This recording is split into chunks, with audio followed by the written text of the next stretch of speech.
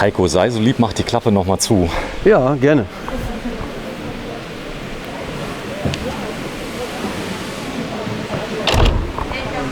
Das ging jetzt einfach, oder? Ja, das ist eben Gasdruckdämpfer unterstützt und somit habe ich die Chance, eben dem Kunden anzubieten, eine manuelle Klappe zu haben, handbetätigt oder wie wir es beim 1200er gesehen haben mit Hydraulikunterstützung. Ja, ist die Frage, was man möchte. Ja, wenn du lieb bist, gerade nochmal aufmachst, denn es gibt etwas ganz Besonderes, was zu beachten ist. Das habe ich eben gelernt, das hast du mir erklärt. Es ist nämlich nicht nur der Druck des Dämpfers, der zu beachten ist, sondern auch die Position, wie er im Fahrzeug montiert ist. Ganz genau, diese Anlenkpunkte, die man hier sieht, eben oben und unten die Richtung, wo die Anlenkpunkte sind, das macht nachher eben den Hebelarm aus und die Kraft, mit der die Klappe aufgestellt wird und eben auch nachher beim Zumachen wieder herangezogen wird. Ja, vorne sieht man sehr schön, wie so eine Tür von innen aussieht, wenn sie jetzt verschlossen ist. Wir reden hier über Aluminium, über Stahl, wir reden über Profile. Wir reden über schöne, satte Aluprofile, wir reden über Edelstahl, Edelstahlschrauben in Kombination mit Alu, das verträgt sich. Ja, das ist etwas, was wir gerne machen, weil das ist wirklich für die Ewigkeit und da wollen wir nicht an irgendwas Falschem sparen. Ja, das hier, das kenne ich aus dem Nahverkehr. Das ist professionelle LKW-Technik. Ja, genau, das ist jetzt eine Fernbedienung, mit der ich die Plattform hier betätige, wo der PKW nachher draufsteht. Schneider steht drauf, Schneider Elektrik, wer sich auskennt. Wahrscheinlich gibt es das so im Fahrzeugbau, oder? Ja, genau, das ist eigentlich Krananlagenbau, sage ich mal. Krananlagenbau. Und, das ist was Vernünftiges, das nennt man Flasche und die ist schon recht stabil. Die Flasche, ja. Hier vorne sieht man die Schweißnähte. Ich habe schon gelernt, das ist Aluminium. Du selbst kannst auch schweißen? Ja, auch ich kann schweißen, weil ich meinem Hobby nachgehe, dann muss ich da auch mal das Schweißgerät in die Hand nehmen. Und von daher kann ich auch schweißen, ja. Ja, du hast einen Sohn. Der Vorname von deinem Sohn? Louis. Der Louis, ja. Der ist auch in deine Fußstapfen getreten. Er liebt Autos. Ja, genau. Wir haben irgendwie das gleiche Blut und den gleichen Spleen, sage ich mal. Und wir mögen gerne was mit Autos machen, mit klassischen Autos, mit Youngtimern. Und das ist für mich so abends nach dem Stress in der Firma dann schon so ein Ausgleich, wie andere ein Buch lesen. Gehe ich dann gerne an Autos und dann noch mit Sohnemann zusammen. Das macht schon Spaß. So, ich zeige das mal. Ich gehe mal gerade rein. Victron Energy. Ja, das kenne ich. Unter anderem ist das Thema Solar ja ein großes Thema, was immer mehr kommt. Ja, und da kannte ich Victron. Da gab es immer so die Empfehlung, wenn du Solar nimmst, nimm Victron. Was habt ihr für Erfahrungen mit Victron? Also die Victron-Komponenten sind einfach super stabile Komponenten, die einfach eine super Arbeit machen, ausfallsicher sind und das ist eben das Thema, dass diese Elektrikkomponenten zusammen mit den Batterien eben das Herzstück des Fahrzeugs darstellen. Und wenn das nicht funktioniert, dann gibt es einfach ein Problem. Zum Thema Solar ist es so, dass es da natürlich verschiedene Hersteller gibt. Was sehr, sehr wichtig ist, eben so ein MPPT-Regler, dieser Solarregler. Das heißt, das ist der Umsetzer, ich sage es jetzt mal ein bisschen einfach, der den Solarstrom oben aus den Solarplatten umwandelt, dann eben um die Batterien zu laden. Und das ist das Wichtigste, dass der vernünftig ist und das ist beim MPPT-Regler ist das der Fall und eben gerade bei den Victron-Komponenten. Ja, ich zeige mal, hier vorne gibt es ein Quattro. Ich nehme an, dieses Gerät hier kann mehrere Funktionen auf einmal. Ja, genau. Das ist eine Ladegerät-Wechselrichter-Einheit. Das heißt, zum einen habe ich den Strom, der durchschaltet, wenn ich am Außenstromnetz hänge, sodass ich im Fahrzeug alle 230 Volt Komponenten benutzen kann. Und zusätzlich ist es so, wenn ich keinen Außenstrom habe, dann erzeugt dieses Gerät aus den Batterien 230 Volt für den Innenraum. Das heißt, ich mache von diesen 12 Volt Batterien 230 Volt und kann dann im Fahrzeug eben alle 230 Volt Komponenten nutzen. Ja, ihr habt auch was Besonderes eingebaut hier, einen sogenannten Netzausgleich, einen Netzmangelausgleich. Das bedeutet, wenn ich zum Beispiel meinen Föhn anmache und bin jetzt in Italien, habe nur 3 Ampere, dann wird er sofort rausspringen, die Sicherung. Und da gibt es eine Batterie, die puffert. Das heißt, die Energie geht erstmal in die Batterie, beziehungsweise die misst das, guckt, da fehlt mir Energie und binnen, ich glaube, Mikrosekunden wird umgeschaltet. Richtig. Wir haben ja bei so einem Fahrzeug immer 2 unterschiedliche Batteriebänke. Die eine Batteriebank ist die Starterbatteriebank, das heißt, da wo das Chassis mit betrieben wird, das Fahrgestell, das ist beim Actros und bei den LKWs immer 24 Volt. Und dann gibt es die Aufbaubatterie, die Wohnteilbatteriebank, die dann nachher für den Wohnraum da ist, eben in 12 Volt. Und hier ist es so, das ist eben so, wie du es beschrieben hast. Wenn ich jetzt einen Außenstromanschluss von 3 Ampere habe, nicht mehr, ich aber im Fahrzeug zum Beispiel 5 Ampere nutze, dann ist es so, dass über den Wechselrichter diese 2 Ampere Differenz zugepuffert werden, nämlich über die Batterien.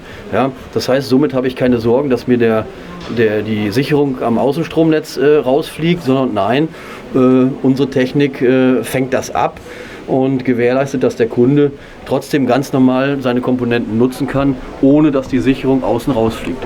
Ja, es ist ja so, dass ein unzufriedener Kunde erzählt es Hunderten, ein zufriedener leider nicht so oft. Ja. Und außerdem kommt noch mit hinzu, dass viele eurer Kunden möchten ja nicht in die Öffentlichkeit. Das heißt also, es will keiner sagen, hier, ich bin der und habe das und das Fahrzeug, die kosten ja ein bisschen was. Man sollte Fahrzeuge bauen, die möglichst nicht liegen bleiben, richtig? Das wäre so, ja, das ist das Ziel, ja. Also ich habe auch gerade eben mal gefilmt, wie ihr die Verdrahtung macht. Das ist sehr sexy. Ja, das ist Anlagentechnik. Also, ich meine, wir reden hier über Ströme 200, 300 Ampere. Genau, da sieht man auch eben die dementsprechenden Querschnitte. Und da ist auch nicht mit zu spaßen. Da brauchst du wirklich qualifiziertes Personal, wo man weiß, was man tut. Gerade bei Lithiumbatterien ist es eben so, dass die Kabellängen zu den einzelnen Batterien immer gleich sein müssen. Die dürfen nicht unterschiedlich sein, weil sie sonst unterschiedlich geladen werden. Da gibt es so viel zu beachten und deswegen ist es immer wichtig, dass da Fachleute rangehen. Und ja, wenn man dann noch Fachleute hat, die Liebe zum Detail haben, dann entsteht eben so etwas, wie wir es da gesehen haben im Bild vorhin. Das ist aber Standard. Das heißt also, wenn ich jetzt sage, ich gebe euch weniger Geld, ihr würdet es nicht anders machen, ihr würdet es eher ablehnen. Diese Anfrage gibt es leider manchmal, dass jemand sagt, Mensch, ich möchte so ein Fahrzeug von euch haben. Billiger. Kann ich das irgendwie günstiger bekommen? Nein, das können wir nicht machen. Das ist nicht unsere Philosophie. Ich könnte niemanden in der Produktion davon zu überzeugen, zu sagen, ja, ich weiß, da gehören 3 Schrauben rein, dreh nur 2 rein. Das würde der gar nicht machen, er dreht immer 3 rein. Nein, das geht nicht. Also wir haben eine Philosophie, wir wollen ein Fahrzeug mit einer hohen Qualität liefern und da rücken wir auch nicht von ab. Du bist ja Techniker, das freut mich sehr. Du machst aber auch Vertrieb und du bedienst auch die Fahrzeuge. Die kennst du in- und auswendig. Wenn du mal so lieb bist, du wolltest es eben schon machen, ja. Fahr mal raus. Das ist doch der Mann im Mann, oder? Ja, das ist einfach satter Maschinenbau, ja. Und ich sag mal, das war mal meine Diplomarbeit, diese Plattform theoretisch zu entwickeln und auch eben zur gleichen Zeit in einer praktischen Ausführung. Nochmal, das Fahrzeug kann darauf stehen bleiben. Das Fahrzeug bleibt darauf stehen, genau. Also ich fahre jetzt die Plattform raus. Du siehst, die senkt sich jetzt hinten ab, um einen gewissen Höhenausgleich hinten zu schaffen. Wenn die gleich rausgefahren ist, dann fährt man den PKW rauf. Das ist ja unglaublich. Genau. Steige aus dem PKW aus und dann nehme ich wieder die Fernbedienung Stopp, warte. und fahre alles rein. Denn ihr wärt ja nicht bei der Firma Variomobil, wenn ihr nicht jeden Quadratzentimeter nutzen würdet. Komm mal kurz rein, bitte. Ja. Er hat die Fernbedienung noch in der Hand. Hier können wir nämlich mal drauf. Ist es okay, wenn ich mal kurz rein? Ja, alles gut. Das ist okay. Das Fahrzeug fällt nicht zusammen. Nein, ja. Motor, das ist der Motor? Ja, genau. Jetzt schau dir so einen Motor an, ja, mit einem Getriebe, mit einem vorgelagerten Getriebe. Das ist ein industrieller Motor. Ja. Der ist auch ein bisschen überdimensioniert, aber der läuft seit mehreren Jahrzehnten in der Konstellation. Und wir haben 0 Ausfälle mit dem Motor. Das hat, im Prinzip, man braucht das Rad hier nicht neu erfinden. Das Ding funktioniert, der ist zwar nicht gerade klein, aber er funktioniert. Ja, was heißt, man muss das Rad nicht neu erfinden? Also diese ganze Technik, die du hier siehst mit dem Antrieb und so, das ist... Ich meine, das ist der Motor. Das ist jetzt das ist eine Komponente, gibt's halt, fertig. Habt ihr gute Erfahrung mit. Die Profile, wo das hier eingelassen ist, das ist Stahl? Das sind Stahlprofile, genau. Da läuft jetzt eben dieses äußere Rad drin und führt die Plattform und ermöglicht einen gewissen Höhenausgleich durch Kippen zu ermöglichen. Sag mal, die Leute, die das hier ankleben, das ist ja schon Sisyphusarbeit, oder? Ja, das ist Sisyphusarbeit und... Schwarze Schrauben, natürlich, dass man die Schrauben nicht sieht. So Kleinigkeiten, gell? Ja, genau. Also wir sind natürlich hier in einer Heckgarage und nicht im Wohnraum. Wir wollen es auch hier nicht so ganz übertreiben. Es soll natürlich vernünftig sauber aussehen und vor allen Dingen funktionieren. Jo, aber jetzt mal ernsthaft. Ihr habt Teile lackiert, die man vielleicht niemals zu Gesicht bekommt. Ja. Und das sind die Lithiumbatterien. Hier sieht man auch mal die Querschnitte. Die Masse ist natürlich offen, aber 12 Volt habt ihr in Plexiglas eingefasst. Das sieht, also man hätte es auch abdecken können, aber es sieht einfach gut aus. Oder? Ja, das sieht gut aus und man kann es immer kontrollieren. Ja, man hat es immer im Blick. Genau, es kann nämlich sogar passieren bei solchen Anschlüssen, die können sich losvibrieren, also theoretisch, aber hier nicht, oder? Nein, das darf natürlich nicht sein, weil dann gibt es ja schon ein Riesenproblem. Das passiert auch nicht, weil dort Federringe drunter sind und die natürlich die Muttern sichern. Okay. Ja, das heißt, ich kann es kontrollieren, aber ist auch schon eine Augenweide, wenn ich das sehe. Hier ja, das ist das Schöne. Das macht mir auch unheimlich Spaß und das macht auch dem Spaß, der da als Externer drauf guckt und sagt, Mensch, hier hätte ich Freude, mal einen Fehler zu suchen. Ja? Wenn dann vielleicht du weißt, warum ich das so gerne zeige. Also es gibt, ich war vor kurzem auf einer Offroad-Messe in Kalkar, einer ganz großen, und die haben gesagt, oh, du fährst da mit weißer Ware rum, das ist alles Schrott. So. Habe ich jetzt nichts zu gesagt, ja, weil ich war ja weiße Ware, also ich habe ja ein Wohnmobil dabei gehabt und kein selbstgebautes. Und die haben mir dann alles immer gezeigt, wie sie selber gebaut haben. Die haben das auch sehr gut gemacht. Aber ich möchte das einfach mal zeigen, weil viele unseren Kanal auch schauen, die, ich sag mal, hier mal genau hingucken. Und das kannst du bedenkenlos jedem zeigen, das ist Made in Germany, das ist perfekt, oder? Ja, genau, das ist Made in Germany, bei uns in Bohmte. Das ist eben reines Handwerk, so wie ein Anlagenbauer auch eine Anlage im Industriebereich bauen würde. Und das ist eine Ausfallsicherheit, die wir dadurch gewährleisten und wo der Kunde einfach zufrieden arbeiten kann. Übrigens, jetzt siehst du es, das sind keine Lithiumbatterien, sondern das sind Gelbatterien. Ja? In diesem Fall sind das Gelbatterien, Kundenwunsch. Und Gel hat riesen Vorteil, du kriegst die überall. Das heißt, du hast keine Spezialbatterien, die sind unglaublich unanfällig. Das ist auch das? Ja, genau, das ist genauso sagst du es richtig. Und ja, Lithiumbatterien ist toll und natürlich verkaufen wir Lithiumbatterien. Aber es gibt auch eben Kunden, die sagen, Mensch, mir reicht so eine Gelbatterie. Und damit ist er nicht schlecht beraten, weil die funktionieren. Und jetzt kommt noch eins hinzu. Angenommen, da ist mal was kaputt und ich muss neue Batterien haben, ja, dann bin ich bei Gelbatterien noch günstiger aufgestellt, als wenn ich eine Lithiumbatterie kaufen muss. Ja, da kann ich mir nämlich fast dann schon einen Kleinwagen davon kaufen bei Lithiumbatterien und deswegen gehen manche noch auf Gelbatterien. Außerdem, oft wird ja auch Gel genommen, weil im Vergleich zur Kapazität die Batterien wesentlich leichter sind. Und wir haben ja hier nun wirklich ein schweres Fahrzeug. Zuladung hier, einige Tonnen, oder? Ja, wir haben hier 15 Tonnen als Leergewicht, 18 Tonnen als zulässiges Gesamtgewicht. Das heißt, wenn ich den Smart aufgefahren habe, eingeladen ungefähr eine Tonne, etwas mehr? Ja, ein bisschen weniger oder ja, um die Tonne. Dann habe ich noch 2 Tonnen restliche Zuladung, was natürlich super ist. Okay, das heißt, die paar Kilogramm, ich schätze mal, da drin sind ungefähr 200 Kilogramm Batterien. Ja, das kommt ungefähr hin. Ungefähr hin, das tut ja nicht weh. Außerdem tut es im Schwerpunkt ganz gut. Ja, fahr noch mal rein, bitte. Also ich gehe mal ein Stückchen weiter weg, dass man es gut sieht.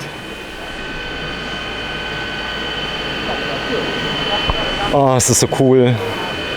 Okay, das hebt sich dann auch noch hoch dort hinten? Ja, um jetzt einfach nachher das Heck hochzukriegen, also das Hinterteil von der Plattform hochzukriegen, um einen gewissen Niveauausgleich hinterm Fahrzeug zu haben, weil ich kann ja nicht immer gewährleisten, dass es so topfeben ist, wie es jetzt hier auf der Messe ist. Ja? Okay, das heißt, du hast Platz, du kannst das alles anpassen. Genau, wir haben ein bisschen Spiel in der Schrägen hier hinten, sodass der Kunde keine Gefahr läuft, dass da irgendwie etwas nicht funktioniert und das ist natürlich wichtig. Ja, du hast doch eine hohe Höhe. Ja, wir gehen gleich mal rein. Ich bin mal sehr gespannt. Bei dem anderen Fahrzeug hier rechts daneben, der 12 Meter, die 12 Meter Version, da konntest du im Heck stehen. Wir werden es mal nicht verraten, ob es hier auch geht. Wir werden es gleich erfahren. Wenn Sie das Video gesehen haben, dann wissen Sie, man kann tatsächlich in einem Bad stehen. Na ja, gut, das ist eben unser Anspruch, dass wir sagen, wir wollen bei unseren Fahrzeugen auch im Heckbereich stehen. Trotz großer Pkw-Garage, trotz großem Fahrzeug, finde ich, ist es unmöglich, wenn ich nachher im Schlafbereich hinten nicht stehen kann. Ja? Und nein, das ist unser Anspruch. Wir wollen da Stehhöhe haben und das ist auch so, dass wir das von den Kunden hören, dass das ein Muss ist. Ich zeige es mal gerade für Leute, die Stammbilder lieben. Das ist der Perfect 1050. Grundpreis sind 655.000 Euro und 280. Und so wie er steht, 1.057.680. Die 16% Mehrwertsteuer, die hat euch sehr gut getan. Das heißt also, hier sind eine Senkung von roundabout 3%, ist ja nicht ganz 3%, die machen einiges aus. Ja, richtig, das ist schon ein Betrag. Wobei man ganz klar sagen muss, dass uns die nicht so wirklich helfen, weil wir ungefähr 18 Monate Lieferzeit haben. Das heißt, derjenige, der heute ein Fahrzeug bestellt, bekommt das Fahrzeug in 18 Monaten und damit sind wir dann wieder bei 19%. Okay, das heißt, die Leute, die jetzt ihr Fahrzeug erhalten, die profitieren davon? Teilweise. Teilweise, wenn es vorhandenes Fahrzeug ist, was dann in diesem Halbjahr geliefert werden konnte, dann ist dem so, ja. Okay, jetzt habe ich das auch verstanden, ja, dass man das sieht. Okay. Ja, jetzt ist hier eine Klappe. Ich bin ganz aufgeregt. Das kann bei jedem Fahrzeug anders sein. Ja, das kann bei jedem Fahrzeug anders sein. Das hängt davon ab, wie der Grundriss aussieht, wie ist der Radstand, welche Möglichkeiten habe ich da. Ja? Und du wirst immer ähnliche Aufteilungen finden. Wir wollen auch nicht bei jedem Fahrzeug das Rad neu erfinden, ja, weil es macht natürlich Sinn, im Laufe der Jahre die Erfahrung zu nutzen und zu sagen, was ist sinnvoll, wohin zu setzen. Und so ist es eben hier. Die Anordnung ist ähnlich wie beim 12 Meter. Wir haben hier das Wasserfach mit einer Außendusche, mit dem Außenstromanschluss, mit einer vernünftigen Wasserpumpe. Das heißt, wenn es hier zum Beispiel zu einem Problem käme, wäre auch nicht das ganze Auto voll, sondern ich bin ja an einem tiefen Punkt, ich habe einen Auslass. Ja, interessant. Aber schön finde ich so die kleinen Details. Ihr habt dort auch Hans Grohe eingebaut, so eine, ich sag mal, Dusche draußen ist sehr sinnvoll, wenn man sie hat. Ich hab auch eine, ich mag sie. Die Leute gucken immer und staunen, wenn ich mir dann die Füße abwasche oder das Fahrrad. Wenn man gerade so lieb ist, die mal rausnimmst, ja. Die hat zusätzlich noch eine Sicherung. Das heißt also, selbst wenn... Die ist hier gelagert, ja. Das heißt, dass die einfach... Ich zeig mal gerade die Halterung. Das ist nicht nur irgend so ein Kunststoffteil.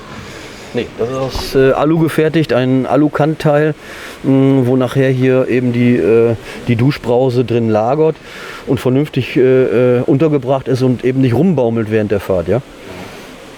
Also meine baumelt, gut, ich habe auch keine 1 Million Euro investiert. Das ist so der...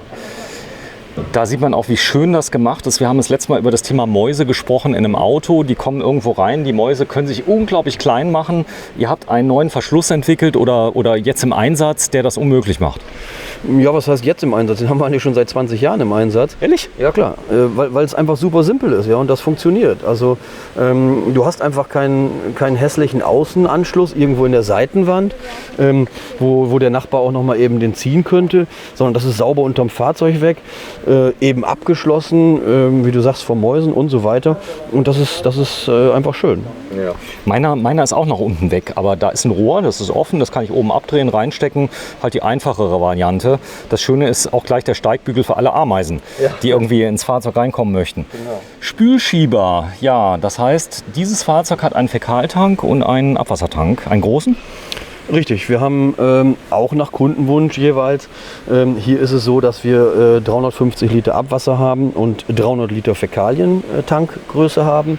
Und in der Regel entsorgt man zunächst den Fäkalientank. Ja? Über den gleichen Stutzen entsorgt man den Abwassertank. Zwischendurch zieht man aber den Spülschieber eben, um das Abwasser durch den Fäkalientank zu spülen und den eben noch ein bisschen mitzureinigen. Okay, das heißt, der Abwassertank liegt über dem Fäkaltank? Nee, der liegt auf gleicher Höhe und das Niveau gleicht sich aus. Ja, du hast die Tanks auf gleicher Höhe und das Niveau in den Tanks gleicht sich aus und damit spülst du durch. Okay, verstehe. Also ich habe ja ich habe eine Pumpe drin, der das von dem Spülwasser ins Abwasser reinspült, dass man die Kapazität noch ein bisschen erhöhen kann beim Duschen. Aber der würde es ja dann auch durchspülen. Aber das ist so ein kleines Detail hier mit diesem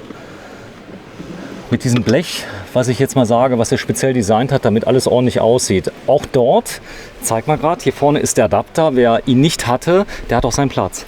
Der kleine graue dahinter. Ja, genau. Du hast halt hier unten im Boden hast du die Frischwasserbefüllung. Das heißt, ich nehme hier meinen Gardena-Anschluss, nehme hier den Stopfen raus, nehme dann den Übergang, stecke ihn hier rein und kann dann mit einem Zugangsschlauch meinen Frischwassertank befüllen. Ja, und oft fehlt ja dieser Stutzen, der ist nicht angebracht. Und da habt ihr extra eine kleine Halterung gebaut, nimm die mal raus. Ja, ist ja recht simpel. Ja, das ist doch süß, oder? Wir haben dort eben so eine Halterung, wo ich den reinstecken kann und damit ist der immer da. Das gab es auch nicht fertig von Gardena, die Halterung, oder? Nee, das ist halt die habt ihr so gebaut. Von uns gemacht, genau. Schön, gefällt mir. Das ist so. Ja, auch hier, wie man das sieht, die Verteilung hier vom Wasser, das ist wie zu Hause. Ja, genau. Das ist ein richtig satter Messingverteiler. Da dürfte sich jeder Sanitärhandwerker freuen und der TÜV. Wenn er sowas sieht. Und ja. Von hier vorne sehe ich den Außengasanschluss? Nee, das ist jetzt ein Druckluftanschluss. Ja. Druckluft. Das Fahrzeug hat ja eine Druckluftanlage. Das heißt, ich habe hier die Chance zu sagen, Fahrrad? Ja, genau. Ich kann meinen Fahrradreifen mal eben Druckausgleich machen. Ich kann mein Schlauchboot aufpumpen. Die Autoreifen auch? Die eigenen Reifen, die ich hier habe, da kann ich Druckluft kontrollieren. Ich brauche nicht an die Tankstelle fahren oder irgendwo hin oder einen externen Kompressor einschalten. Was gar nicht so einfach ist, mit so einem Fahrzeug mal eben an der Tankstelle zu fahren, ja, weil es muss ja auch passen. Das ist ja für PKWs meistens und kostet mittlerweile sogar €1 und oft sind die Dinger auch kaputt.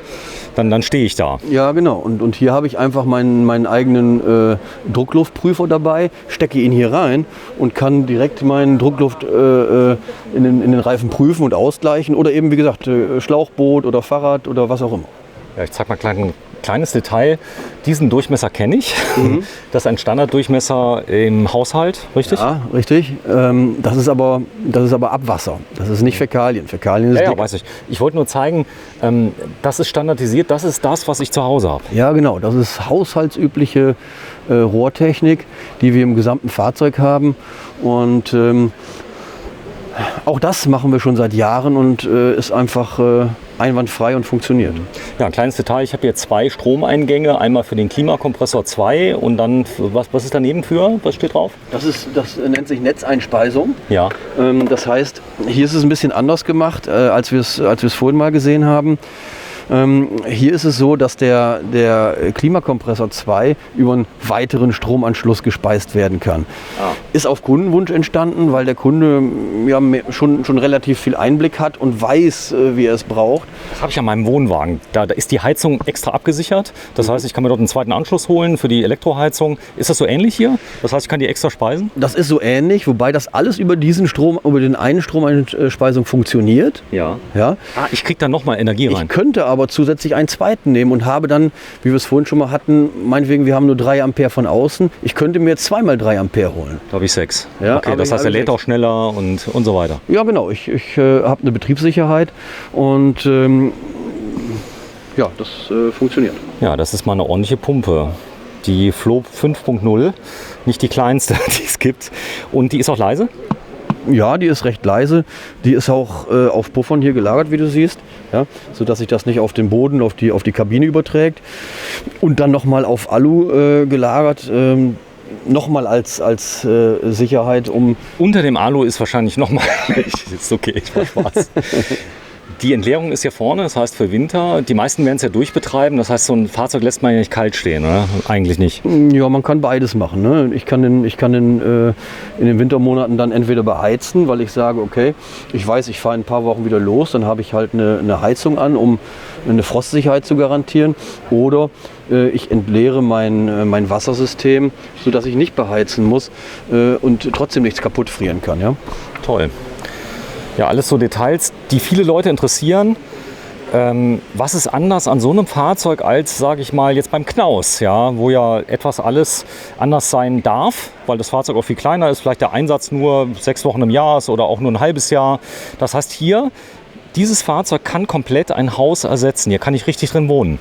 Ja, das gibt es auch durchaus, dass wir einige Kunden haben, die sagen, Mensch, ich möchte längere Zeit oder gar für immer in so einem Fahrzeug verbringen.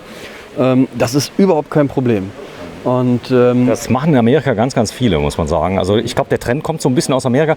Wenn man gerade so lieb bist, die Klappe auch mal aufmachst. Ja. Ich glaube, ich habe da eben so Alde blitzen sehen, dass da... Genau. In diesem Fall ist hier eine Alde verbaut. Wir haben das vorhin bei dem anderen Fahrzeug gesehen. Dort war an gleicher Stelle die Dieselheizung mit 17 kW verbaut. Die war der Hammer. Name? Share, von der Firma Share. Ja. Die brauche ich bei so einem 12 Meter mit 3 Slide-Outs, komme ich mit den 5 kW der Alde-Heizung nicht mehr klar. Ja? Hier bei diesem Fahrzeug ist die Heizleistung ausreichend. Es ist eine Alde 3020. Ich habe genau die gleiche Heizung. Die macht richtig warm. Fußboden? Genau, wir beheizen so Fahrzeuge über eine Fußbodenheizung. Das heißt, in dem Fußboden sind Heizschlangen eingefräst, wie zu Hause, die mit Wasser durchflutet werden. Zusätzlich haben wir im gesamten Fahrzeug Wandkonvektoren verbaut, über die wir das Fahrzeug wohlig beheizen. Ja? Nicht punktuell. Elektrisch oder auch über die Alde? Nein, das passiert alles über die alte Warmwasserheizung. Achso, ihr habt in der Wand noch Schlangen drin? Nee, an der Wandseite, an der Innenseite gibt es Konvektoren, die dort verbaut sind und verkleidet sind. Deswegen hast du es bisher noch nicht gesehen. Okay. Und eben im Boden die Heizschlangen für die Fußbodenheizung. Und somit kriege ich eine wohlige Wärme im gesamten Fahrzeug. Schön. Ja, krass. Jedes Fahrzeug ist anders, das habe ich jetzt schon mal gelernt. Auf Kundenwunsch, der Kunde entscheidet. Letztendlich ist es auch eine Frage des Portemonnaies oder ob es der Kunde braucht. Denn es gibt ja auch viele Leute, die sagen, brauche ich gar nicht, dann brauche ich es auch nicht zu kaufen. Ja, okay. Wobei, ja, okay. Wobei warte, ich zeige mal gerade so ein kleines Detail. Genau, wenn du mal zumachst. Hier ist ein kleines Profil drin. Das hält die Tür. Das ist nicht aus Kunststoff. Das kenne ich nur normal weiß mit so einer Nase. Ist hier ein bisschen anders. Genau, das ist hier ein bisschen anders. Das ist Metall. Eben damit es auch schön lange hält und nicht ein harter, bröckeliger Kunststoff wird, sondern eben schön hier ineinander rastet und die Tür schön festhält. Ja. Hier haben wir jetzt eine spezielle Beschichtung. Kein Leder diesmal, sondern sehr widerstandsfähig. Genau, das ist ein Ultraleather. Was einfach noch robuster im Außenbereich ist, weil viele Kunden lassen dann schon die Tür längere Zeit auf, so wie wir es jetzt hier auch haben. Und dann kann es mal regnen. Dann kann es mal regnen, da hast du mal eine Sonne draufstehen, vielleicht auch mal Vogeldreck drauf. Und das ist einfach super robust und das kriegst du nicht kaputt. Und ist einfach eine tolle Haptik auch, ja, und du kriegst es eben nicht kaputt, genau. Das ist wahrscheinlich eine Frage der, ich sag mal so, der Erfahrung, die man da hat, auch die Materialien auszuwählen, was nehme ich denn da? Man lernt bei jedem Fahrzeug dazu, natürlich, oder? Ja, das will ich so nicht sagen. Natürlich lernt man irgendwie bei jedem Fahrzeug dazu. Hört sich vielleicht auch ein bisschen negativ an, ja. Ja, ist aber nicht schlimm. Also ich sage jetzt mal, der eine sagt, das brauchen wir so und so. Lithium haben wir jetzt erfahren, das Auto hat kein Lithium. Das wird seinen Grund haben, warum. Es muss nicht immer Lithium sein, das heißt... Nein, genau. Man muss für den Kunden das Passende finden. Ja? Und es gibt Kunden, wo ich sofort sagen würde, ja, Lithium. Bei diesem war es eben so, dass man mit Gel ganz gut zurechtkommt. Und also ich bin immer dafür, ein Fahrzeug zu fertigen, wo man sagt, das passt genau auf den Kunden. Und man kann so ein Fahrzeug immer überausstatten, was der Kunde nachher gar nicht nutzt. Ja, dann habe ich viel Geld investiert für irgendwas, was ich gar nicht brauche. Sehr, sehr schön. Wenn du mal so lieb bist, komm mal rein. Wir dürfen jetzt, also ihr dürft die Masken absetzen, ich behalte meine an. Am besten machen wir die Tür mal zu, dass nicht versehentlich einer reinkommt, denn die Hygienerichtlinien, die sind sehr, sehr hoch. Auch draußen dürften wir ohne Maske drehen, aber wir tun es nicht. Ich grüße dich, Patricia. Du hast lange gewartet. Wir haben eine halbe Stunde Rundgang gemacht. Auch hier das Auto. Absolut beeindruckend, aber ganz anders, oder? Ja, also man merkt, dass dieses Fahrzeug 10 Meter anstatt 12 hat, aber trotzdem ist es, man hat Platz, ja, man fühlt sich nicht eingeengt und ich wäre auch fast auf dem Sessel eingeschlafen, so gemütlich ist der. Das ist jetzt der gleiche Sessel wie in dem anderen? Das ist der gleiche Sessel, genau, auch eben mit der Fußstütze, die ich ausfahren kann. Klar, in einem anderen Leder gepolstert, aber ja, genauso gemütlich und ja, deswegen wäre Patricia vielleicht fast eingeschlafen.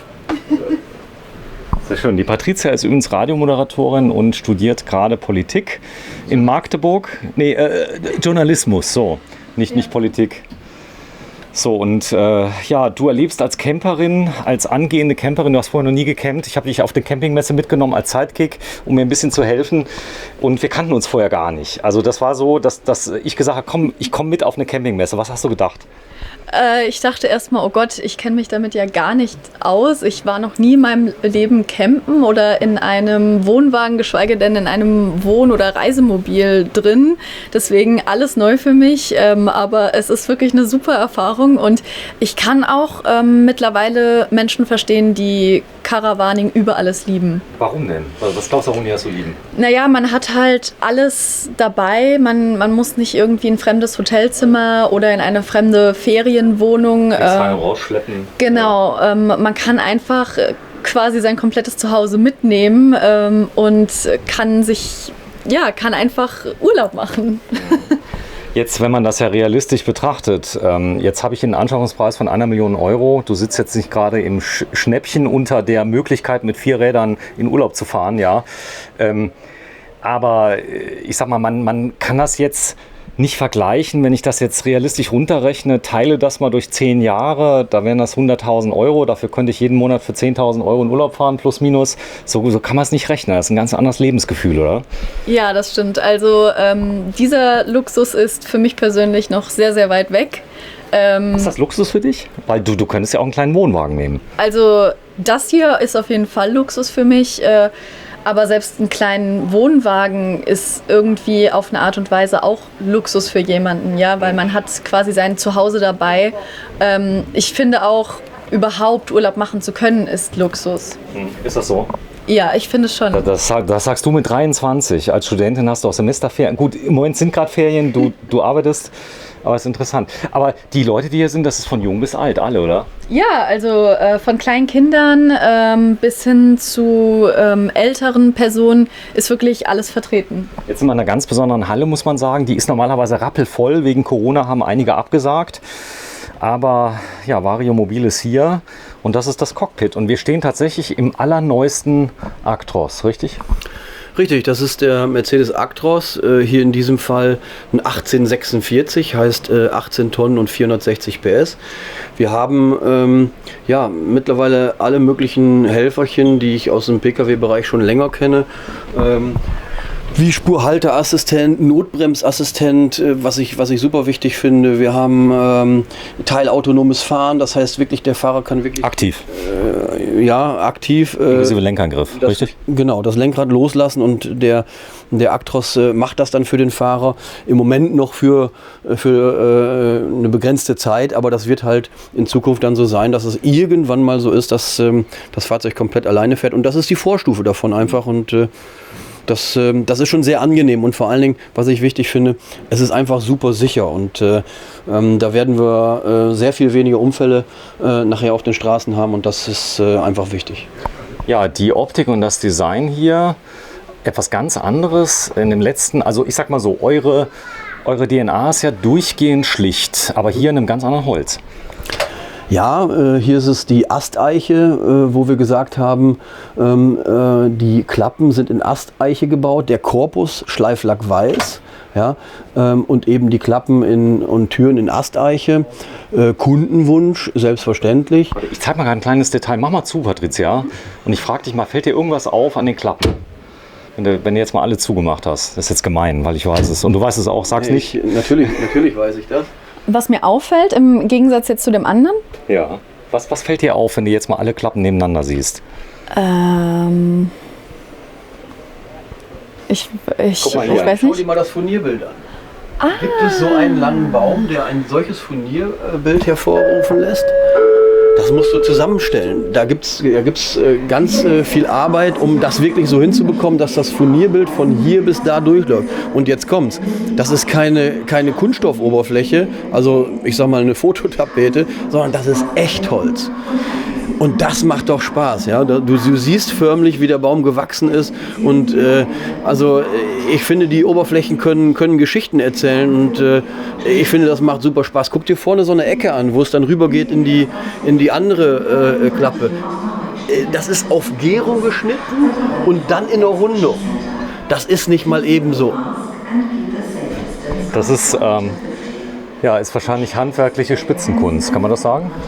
Ja, wir haben halt sehr hochwertige Mitarbeiter, die in den verschiedenen Bereichen tätig sind. Jetzt sprechen wir gerade über den Möbelbau und da brauchst du einfach gute Leute, die da Spaß an der Arbeit haben und das dann so umsetzen. So, der Tisch ist natürlich an der richtigen Stelle, passgenau, nicht wenn man ihn ausgezogen hat, sondern wie sie es gehört, im eingezogenen Zustand, weil er wahrscheinlich öfter eingezogen ist, oder?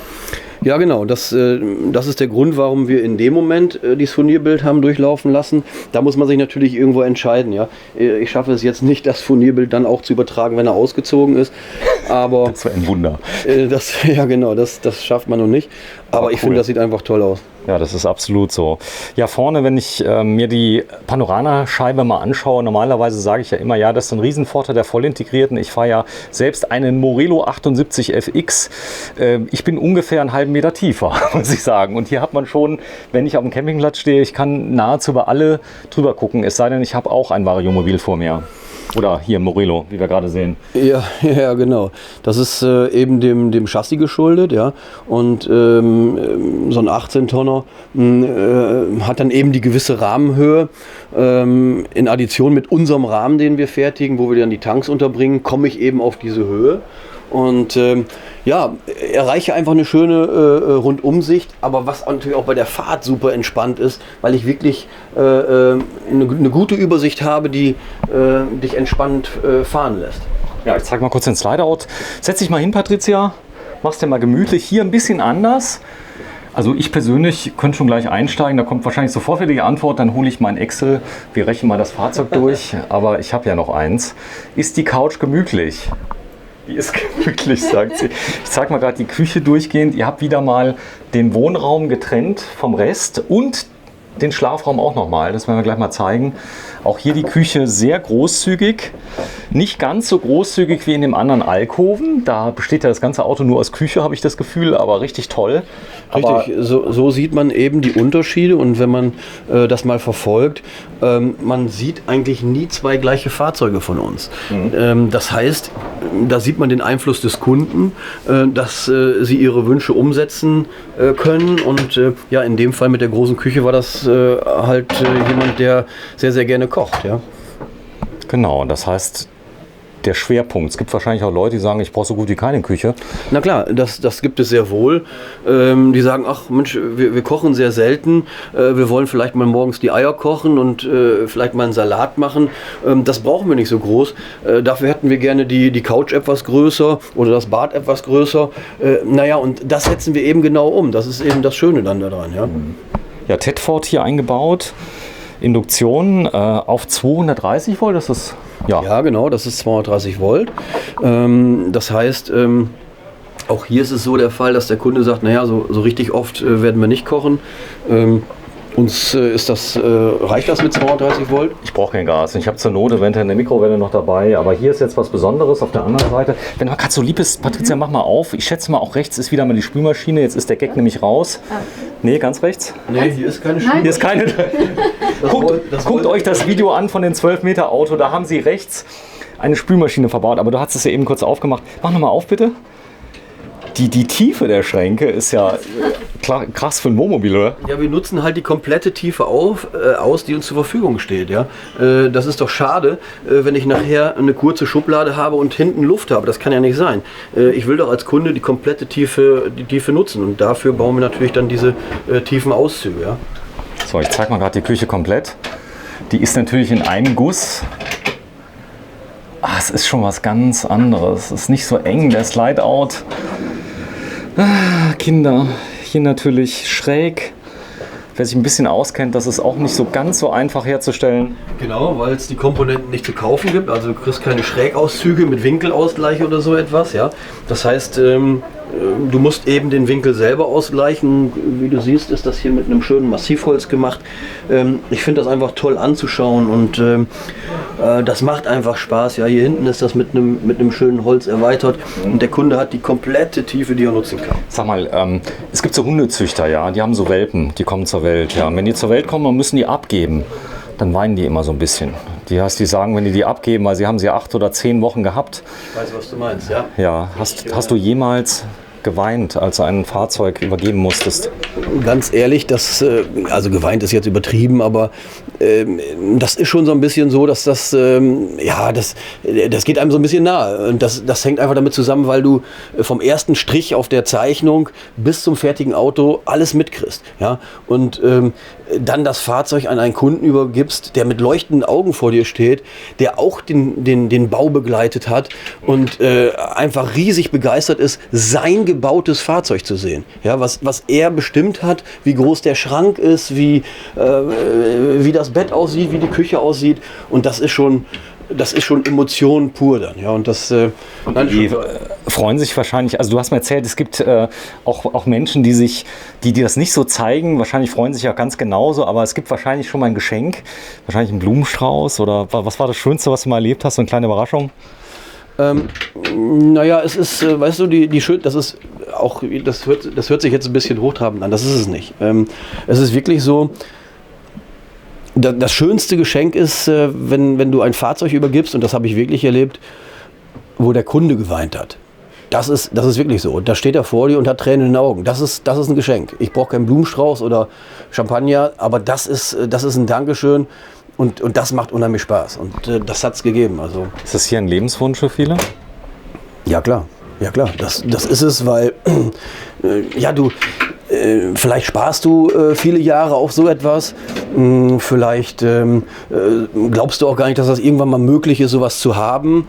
Und irgendwann geht es dann vielleicht doch. Ja? Und das löst eben Emotionen aus und macht für die meisten dann einfach unheimlich Freude. Ne? Ja, Details. Da oben die Luftausströmer, ist das die Klimaanlage? Genau, das ist die Klimaanlage. Das sind die Luftaustritte der Klimaanlage. Wir haben den Verdampfer hier im Möbelbau integriert und die Kompressoreinheit unterm Fahrzeug, das nennt man Splitanlage. Ist das so, dass wir das uns drüben anschauen könnten? Das war die gleiche, also nicht jetzt, sondern wenn jemand das Video guckt von den 12-Meter-Fahrzeug? Ja, genau. Da haben wir es gesehen. Das ist im Prinzip das Gleiche. Wobei hier die Deckenform eine andere ist. Wir haben beim 12 Meter diesen Dom, wo die Klimaaustritte waren. Hier ist es eben oberhalb der Hängeschränke. Ist jetzt ein bisschen anders, aber von der Wirkungsweise her halt genauso gut. Und das ist einfach eine unheimlich effektive, leise Art, so ein Fahrzeug runterzukühlen. Man hört nämlich nichts. Er ist jetzt im Moment nicht an. Ihr habt hier ein anderes Display im Einsatz? Genau, das ist das, was wir derzeit dort verwenden.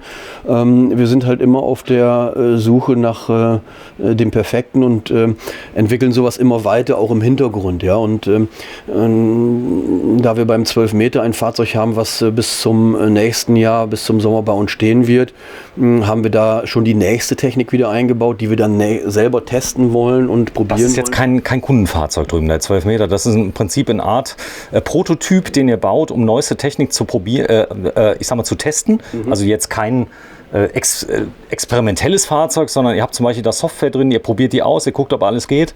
Ja, genau. Also genau so ist es. Der steht halt bis nächstes Jahr April, Mai bei uns und so ermöglicht es uns da ein paar Sachen zu testen und neu zu machen. Du sagst Prototyp, ja, so möchte ich das, also es ist ein Prototyp, aber so möchte ich das nicht nennen, weil Prototyp hört sich immer so an, da gibt es noch Fehler oder irgendwas. Bei uns muss jeder Schuss sitzen. Bei uns muss jedes Fahrzeug auslieferfertig sein und perfekt sein. Somit ist es eine Einzelanfertigung und ein Einzelstück, aber eben in dem Sinne kein Prototyp. Es ist so, ihr habt da eine Software geschrieben, die kann man ja updaten, ihr probiert aus, wie funktionieren die Bussysteme. Das heißt, man kann ja bei den heutigen Bussystemen ja auch die Komponenten nochmal tauschen, die Kabel liegen ja da. Es ist ja, ihr habt ja oft Partner, für die ihr euch neu entscheidet und die erzählen euch dann, alles funktioniert, aber ihr wollt es wahrscheinlich selber wissen. Ja, es gibt halt gewisse Komponenten, die man selber hervorrufen muss und entwickeln muss. Und so ist es eben bei dem Bussystem, was wir da beim 12 Meter haben. Das machen wir mit der Firma Transwatt zusammen. Und die sind da sehr, sehr pfiffig, was den Elektrobereich angeht. Und in Zusammenarbeit mit den Victron-Komponenten werden wir da in naher Zukunft ein super System haben, wo wir eben über einen Bus nachher alle möglichen Komponenten miteinander vereinen können und da abrufen können. Der weitere Schritt ist dann natürlich die Smartphone-Nutzung. Das heißt, ich kann Tankgrößen auf dem Smartphone abrufen, ich kann die Heizung ein-, ausschalten, wie auch immer. Ja, hier gibt es noch ein kleines Detail, das habe ich schon gelernt. Auch dieses Sofa kann man wahrscheinlich ausziehen. Geht das jetzt im Moment im Messezustand? Ja, also hier kann ich ganz genau hier die Couch ausziehen auf 1,40 x 2 Meter, eben mit Lattenrost-System. Ich klappe jetzt die Lederpolsterung um und habe dann ein vollwertiges Bett, was ich wirklich zum Schlafen nutzen kann. Ja. Und ich nenne das immer ein absolut fähiges Ersatzelement zum Hubbett, weil auch hier haben wir wieder das integrierte Feeling. Das möchte ich doch auf keinen Fall unterbrechen. Die Höhe, wenn du mal gerade so lieb ganz mal durchgehst, dass man sieht, du bist 1,83 Meter, 84. Ja, genau. So, und das heißt, man sieht, du hast noch richtig Höhe. Wäre jetzt hier ein Hubbett, keine Schränke, kein Fernseher, keine Raumhöhe. Ja, ist so. Ich habe eins. Es ist machbar, ist kein Problem. Für mich unterbricht es immer so ein bisschen die integrierte Optik. Der Fernseher wäre nicht da. Wie gesagt, ist alles denkbar. Ich finde es so schön. Aber ich habe schön. das Bett jetzt. Also es ist richtig cool. Ja, genau. Ja. Deswegen ist das eine super Ersatzlösung, weil eben auch diese zweite Schlafmöglichkeit nur sporadisch genutzt wird vom Enkelkind oder so etwas, was da vielleicht einmal im Jahr mitfährt. Und dafür fahre ich dann ein ganzes Jahr so ein Hubbett durch die Gegend. Das ist die Frage. Genau, das kann aber der Kunde auch entscheiden. Ihr baut auch Hubbetten ein auf Wunsch? Selbstverständlich, das wird immer nach Absprache mit dem Kunden gemacht. Wenn der Kunde natürlich sagt, nein, auf gar keinen Fall, wir wollen das natürlich mit Hubbett haben, weil unsere Enkelkinder oder Kinder fahren natürlich regelmäßig mit, dann macht man das selbstverständlich mit Hubbett. Da gibt es natürlich auch eine tolle Lösung. Ja, das hier sind die Lichtschalter, auch da habt ihr keine großen Experimente gemacht. Das System habe ich jetzt schon öfter gesehen, das ist auch ein Bussystem. Ja, genau, das ist auch ein Bussystem. Das heißt, wir können auch von hier aus eben verschiedene Lichtszenen schalten und von überall sogar sehe ich hier vorne auch. Das heißt, ich habe das System kann es programmieren, richtig? Genau, ist frei programmierbar und du kannst einfach bestimmen, von wo aus du was schalten und wie dimmen möchtest. Ja. Ja, hier oben sieht man die Kamera. Die würde auch nicht gehen jetzt, wahrscheinlich, weil der Schlüssel nicht drin steckt. Das ist eine Birdview-Kamera. Ich sehe das Fahrzeug von oben. Perfekt zum Rangieren. Ich glaube, in der Preisklasse ist so eine Kamera billiger wie wahrscheinlich ein Heck, was ich zerstört habe. Ja, genauso sage ich es auch den Kunden immer. Mensch, lass uns das System nehmen, weil jeder Schaden am Fahrzeug ist teuer und das ist wirklich so, mit dieser HD-Technik habe ich so eine super Bildqualität, wo ich nachher wirklich super rangieren kann und eigentlich nicht mehr das Fahrzeug beschädigen kann. Ist der schwer zu drehen, der Sitz? Nein, das geht relativ einfach. Da vorne ist der Hebel. Ist das eine Eigenkonstruktion, der Sitz? Der Sitz ist ein Eigenbau, genau.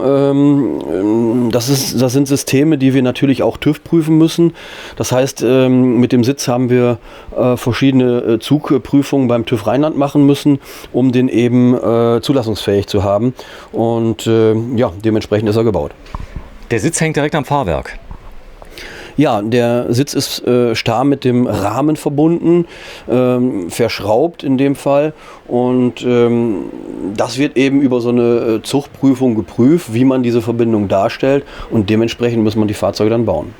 Wenn ich das Fahrzeug jetzt servitiere, ich fahre ja dann wahrscheinlich zu Mercedes-Benz, ich sag mal, wenn die hier so ein Fahrzeug sehen, haben die ein Problem irgendwie. Ich glaube, die normale Fahrerhauskabine wird ja abgekippt, oder? Ja, genau. Also wir haben ja bei so einem integrierten Fahrerhaus den Zugang zum Motor über den Motordeckel. Wo ist der? Den sehen wir jetzt nicht hier, weil der Teppich da drüber liegt. Ja. Wir haben also hier das Feinsteinzeug bis vorne durchgelegt, ja. Und hier liegt jetzt ein gekettelter Teppich oben drauf, ja. Sodass ich den Motordeckel jetzt nicht sehe. Ich könnte jetzt den Teppich wegnehmen und dann würde man den Motordeckel sehen. Ist das schwer? Oder? Nö, den kannst du jetzt Zeig mal. Den kannst du jetzt hochklappen hier.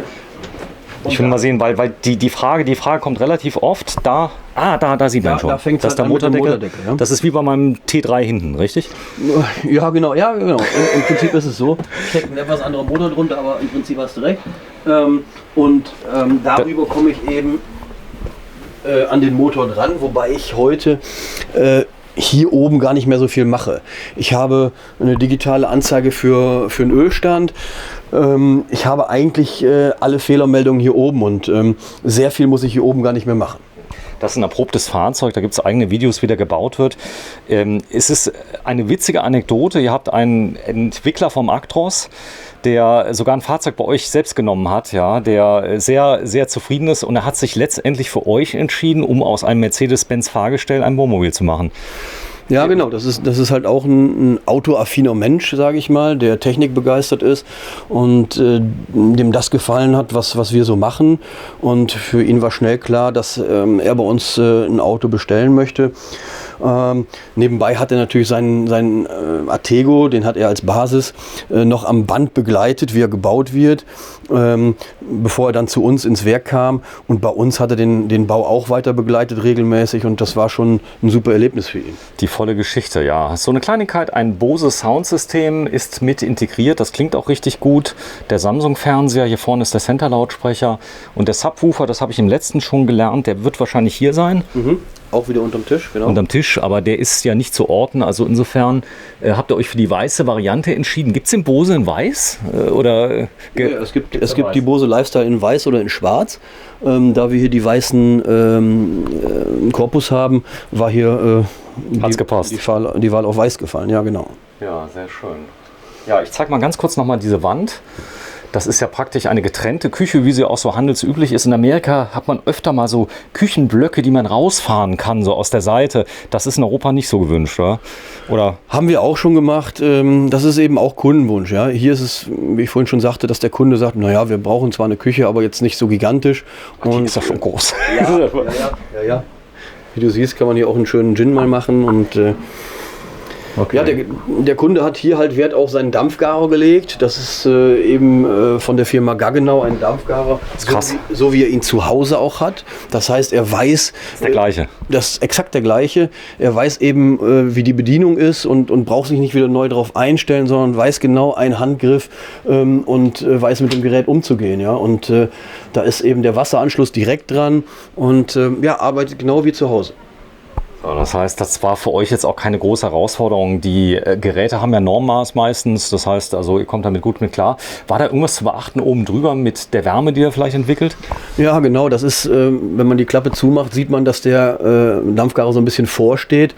Zeig das mal. Hätte ich jetzt vielleicht, wenn du mal die Klappe zumachst, Patricia, siehst du, jetzt steht der hier so vor, der ist nicht voll integriert. Hätte vielleicht optisch auch ganz gut ausgesehen, wenn er voll integriert gewesen wäre. Geht aber nicht, weil er rundherum die Wärme abführt. Aber im Nachhinein muss man sagen, wenn man das so sieht, sieht es sogar interessant aus, finde ich, dass er da so ein bisschen... Ich wollte gerade sagen, wenn du es nicht erwähnt hättest, also ich hätte gedacht, hey, die haben das Gerät rausgestellt, weil es ein Hingucker ist, weil mit dem Glas, dem Edelstahl darunter, Gaggenau kennt man ja auch, das ist, ich bin ganz beeindruckt. Ja, Stehhöhe, wir haben drüber gesprochen, ja, gemein ist ja... Hallo. Gut, jetzt ist das der höchste Punkt wahrscheinlich, ja. Das heißt, das Bad ist der höchste Punkt im Wagen? Ja, genau. Du siehst hier oben wieder diese Dachschräge. Das heißt, dieser vordere Bereich ist niedriger als der hintere Bereich. Heißt, wir haben die Chance, hier vorne auf dem niedrigen Dachteil eben die Sattantenne zu montieren, ohne das Fahrzeug höher zu machen. Mhm. Und bei einer Pkw-Garage bietet sich an, diese Dacherhöhung hinten zu haben, um dann eben volle Stehhöhe im Schlafbereich zu haben. Gut, und zwangsläufig ziehen wir hier das Dach dann im Badbereich hoch, wo ich dann eine gigantische Stehhöhe habe. Ja? Patricia, wenn du mal so lieb bist, den Schrank mal kurz aufmachst. Ich weiß nicht, ob wir den schon auf hatten. Denn nur mal gucken, was wir hier an Stauraummöglichkeiten haben. Hier kann ich zum Beispiel Kleider aufhängen, richtig? Ja, genau. Das ist eben auch, dass der Kunde gesagt hat, Mensch, ich möchte im vorderen Bereich meine Jacken aufhängen können, in der Nähe des Ausgangs oder Eingangs und möchte zusätzlich vielleicht mal oben eine Tasche ablegen können. Ja, und so bespricht man das eben mit dem Kunden. Mensch, wie wollen wir es machen? Ja, mir reicht es, wenn ich da meine Sachen hängen kann und oben möchte ich was einlegen können. Und also mein Kleiderschrank übrigens in meinem 78 FX Morillo, ich habe nur einen, der ist ja sehr kurz und der ist genauso groß. Ja. Ich nehme an, hier gibt es noch einen, oder? Wir haben natürlich hinten im Schlafbereich dann noch einen Kleiderschrank oder noch 2 Kleiderschränke und zusätzlich gleich im Badbereich noch einen weiteren Schrank. Ich glaube, das ist auch wichtig, oder? Man nimmt ja einiges mit. Und das sind ja auch getrennte Sachen. Hier habe ich vielleicht Jacken drin, hier habe ich vielleicht Wintermäntel drin und so weiter. Ja. Krass. Die Tür, die du jetzt anfasst, Patricia, achte mal drauf, die hat eine Doppelfunktion. Warte mal, nichts sagen. Ist das diese Tür? Ich sag nur, der Magnet? Das ist diese Tür, ja. Nein. Das ist die Tür? Ja. Erklär mich auch. Jetzt schau dir die Tür an. Warte mal. Seitlich Geh mal hoch. eingefasst in Holz, in dieser Asteiche, satiniertes Glas. Das macht vom Anschauen her schon Spaß, finde ich. Wenn du die Tür in der Hand hast und das Gewicht dieser Tür spürst, das macht einfach Spaß. Da fühlst du die Qualität. Und ich finde es einfach schön, so was Schweres, was Sattes in der Hand zu haben. Und wir fragen gleich mal die Patricia. Liegt die gut in der Hand, die Tür? Die ist so richtig schön satt, oder? Ja, also sehr robust auf jeden Fall. Also selbst, glaube ich, wenn ich mal dagegen renne, wenn ich irgendwie zu viel Gin hatte, das hält das aus. Ja, so sollte es sein. Ja. Und, Ach, die hat eine Doppelfunktion. das ist jetzt die Doppelfunktion, wo ich sage, dahinter, ich bleib mal hier auf dieser Seite, hast du jetzt das WC. Das Klo. Da vorne ist es von Dometic, Schiffstechnik. Festtank hier. Festtank ist hier eingebaut? Ja, hier ist es eben dieses System, wo wir es schaffen, Ja. die Toilette direkt über dem Tank zu platzieren. Und somit brauchen wir hier keinen Zerhacker. Wir haben eine ganz normale Wasserspültoilette, wo ich über einen Fußhebel dann die Kugel hier öffne. Und jetzt gucke ich im Prinzip bis auf den Tankboden. Ja, das heißt, das ist eine so simple Technik, da kann sich nichts zusetzen oder irgendwie verschmutzen. Und Plumps. Das funktioniert. Ne, Plumps ist es ja nicht, weil sie ist ja zu. Und normalerweise, wenn die Wasserpumpe an ist, hast du jetzt hier einen Wasserspiegel drauf, Ja, und der den Geruchsverschluss bildet. Und das ist einfach ein super... Jetzt habe ich es verstanden. Das heißt, das Siphon ist gleich oben drauf. Genau, das Siphon ist oben drauf und dichtet eben ab. Und ich habe einen Wasserspiegel drauf und ein wasserverbrauchsarmes System, super leise, weil ich keine Geräusche habe. Stromverbrauch habe ich nicht wie beim Ich Zerhacker. habe das noch nie gesehen, muss ich ehrlich sagen. Weil das ist praktisch noch einfacher und es kann überhaupt nicht kaputt gehen. Also man hört ja öfter mal vom Service, was man so alles in den Zerhackern findet. Das ist, ich glaube, wir können ein Buch draus schreiben, oder? Das ist das Problem. Und wann geht so ein Zerhacker kaputt? Meistens Weihnachten, wenn ich keinen Monteur bekommen kann. Das heißt, ich muss dann selber Hand anlegen und da irgendwas Ich habe einen zweiten gekauft, der liegt schon bei mir hinten drin. Ich Genau. habe eine Klappe, da kann ich ihn reinmachen. Bloß das Schlimme ist, wenn du den kaufst, du brauchst ihn nie. Ja, das ist die Versicherung. Also kauft man am besten einen, ja. Ja, genau. Dann geht es auch nie kaputt. Ich zeige gleich mal eine Sache, denn der Heiko hat sich öfter mal eingebracht, aber ich würde gerne mal kurz um die Ecke gucken. Der Schrank hier, mach ihn mal auf, bitte, Heiko. Hier hast du halt einen kleinen, wenig tiefen Schrank, um ich sag mal, ein Haarspray, ein Duschgel unterzubringen. Grund dieses Schrankes ist, um diese Wand zum Beispiel steif zu kriegen. Ja? Ich konnte hier nicht einfach nur eine reine Wand bauen, weil die geflattert hätte. Also muss hier eine Kante her und muss eine Strebe her, um diese Wand zu halten. Das ist das große Thema, oder? Genau, und somit haben wir gesagt, warum kein wenig tiefen Schrank? Da kann ich Tempos unterbringen, da kann ich alles mögliche und ist Gold wert. Ich habe eine Mundspülung, eine elektrische, die besonders hoch ist. Die passt da genau rein. Da würde mir schon was einfallen. Und hier habe ich zwei große Schränke. Mach mal auf, bitte. Das ist dann eben und die Klimaanlage da oben. Haha. Das ist auch noch ein Klimaaustritt, genau. Ja. Das ist jetzt in dem Fall ein Wäscheschrank, wo der Kunde, ich sag mal, Handtücher oder vielleicht auch... Boah, ist der riesig. Ja, guck mal, und das macht doch Spaß, da jetzt noch ein paar Sachen unterzubringen, ja? Ja, und das Schöne ist, du kommst auch immer gut ran. Also es ist nicht irgendwie versteckt oder ich muss mich bücken oder keine Ahnung. Das mit dem Holz, es sieht aus wie massiv. Wirklich. Auch da, schau dir das Furnierbild an. Ja, Das durchgehend. läuft von oben, selbst von der Blende, die da oben siehst, ist das Furnierbild übertragen. Das heißt, wir trennen da die Möbelplatte durch und ziehen dann eben das Furnier komplett einmal durch. Das heißt, ich muss mir vorher schon überlegen, aha, kommt oben eine Blende hin, was brauche ich? Das Furnierbild ist aber nicht wieder zu finden in der Jalousie, oder? Nochmal. Nein, also gut, das war ein Scherz. das kriegen wir jetzt nicht, weil... Da unten, das ist wahrscheinlich die alte, oder?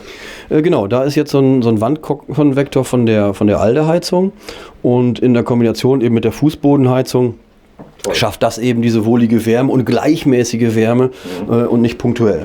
Ist das hier auch Feinsteinzeug? Auch das ist Feinsteinzeug, ganz normal verlegt, beziehungsweise mit einem Kleber, oder? Ja, der Kleber ist nicht so entscheidend, die Fuge ist entscheidend. Ja.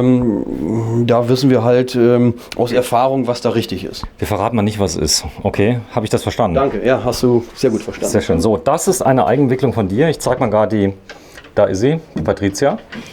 Guten Tag. Und hier, ja, da hast du dir was überlegt, denn das sollte aussehen wie ein Stück Stahl, was, ich sag mal, Industriecharakter und so weiter hat, aber es ist aber kein Stahl. Nein, das ist kein Stahl, weil das wäre vielleicht nicht ganz so geschickt. Es würde hier rosten im Badbereich. Das ist halt eine Rostoptik, ja, aber die rostet halt nicht weiter. Ist, ja, ich sag mal, ein Kunststoff, wenn man so sieht. Aber es sollte halt wie eine rostige Stahlplatte aussehen. Und ganz edel. Die ich irgendwo im Hafen gefunden habe und da kommt jetzt das Wasser raus. Ja. Hier vorne habe ich einen tieferen Schrank. Was ist da vorne drin? Was ist da? Was liegt da? Da rechts unten? Ach, das ist eine Abdeckung, die lose eingelegt wird, um dann die Duschtür zu fixieren. Ach, zeig mal bitte. Das ist ein schönes Detail, weil die geht öfter mal auf. So während der Fahrt wird die fixiert. Während der Fahrt musst du die fixieren und setzt hier dann eben dieses Teil rüber und dann ist die gesichert während der Fahrt. Die ist bombenfest, oder? Und die ist bombenfest. Jetzt kann man darüber diskutieren, ob das irgendwie mit einem Hebelchen und irgendwie besser wäre, aber dies funktioniert und ist todsicher. Zeig mal bitte, wenn du die mal kurz abnimmst. Die sieht aus, als wäre sie aus einem ganzen Stück gefräst. Ja, genau. Das ist halt auch ein Mineralwerkstoff, der eben wie so eine Waschtischplatte auch ist. Und ja, ist einfach schön auch anzuschauen. Und habe ich noch nie gesehen. Also das Schlimme ist, jetzt wo wir es zeigen, jetzt werden wahrscheinlich alle so wie ich werden es nachbauen, aber es ist gar nicht so einfach. Du musst ja auch das Werkzeug dafür haben. Ja, klar, das musst du haben, das haben wir natürlich und sowas können wir, ja. Ja, die Dusche mal wieder eben. Genau, die Dusche auch hier ebenerdig. Das heißt, wir haben rundherum den Ablauf. Ja. Diese Platte in der Mitte kann ich herausnehmen und darunter befindet sich der eigentliche Ablauf. Das heißt, damit ich das sauber machen kann, kann ich die Platte herausnehmen. Ist eine Eigenkonstruktion, die wir für uns machen lassen und ja, die wir nach unseren Vorstellungen haben fertigen lassen. Sag mal, wenn ihr hier irgendwas baut, ja, ihr seid ja innen extrem modern. Habt ihr schon mal die Kollegen ab und zu mal hier, die mal gucken, was ihr macht so? Ja, das kommt schon mal vor. Liebe Kollegen, ihr habt es viel einfacher, ihr müsst nur das Video gucken. Ja, genau, deswegen halt nicht so genau drauf. Das war Spaß. Nein, nee. alles gut. Denn es ist ja auch so, man hat ja auch einen Vorsprung, muss man sagen. Ich meine, wenn das jetzt einer sieht, der muss es ja erstmal nachmachen. Und mit der Fertigungstechnik, ich glaube, man muss auch immer up-to-date bleiben, was die Maschinen angeht. Also gerade, ich habe gehört, ihr macht die Seitenwände selber. Ja, wir pressen die Seitenwände komplett selber. Das heißt, wir können bis zu 16 Meter Gesamtlänge pressen. Und das ist ein Know-how, was natürlich auch in den ersten Jahren ja erst entwickelt werden musste und wo man auch...